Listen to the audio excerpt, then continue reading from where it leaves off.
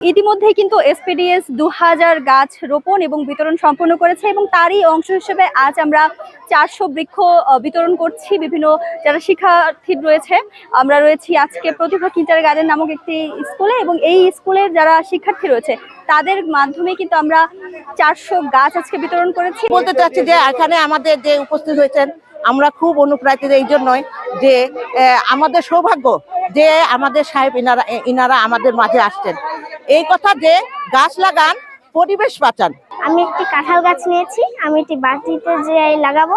আমি চাই এটা আমি পরিচর্যা করব, আমি এতে খুশি হব। আমি একটি গাছ নিব, নিয়ে রোপণ করব, রোপণ করে চর্চা করব। এসপিডিএস এর এই কার্যক্রমকে সাধুবাদ জানাই এবং আশা করি ভবিষ্যতে এই ধরনের কার্যক্রম আরো সম্প্রসারিত করবে। আমরা গাছ লাগাই এবং বাংলাদেশকে একটি সুন্দর সবুজ বাংলাদেশে পরিণত করি। সবার প্রতি উদ্যত আহ্বান থাকবে এবং এসপিডিএস এর প্রতি শুভকামনা রইল। আমি মনে করি যে নবীনের মতো আমরা যারা আছি এই সমাজের দায়িত্ব নিয়ে আমরা এই সমস্ত গণমুখী কাজে আমরা যেন নিজেকে সম্পৃক্ত করতে পারি।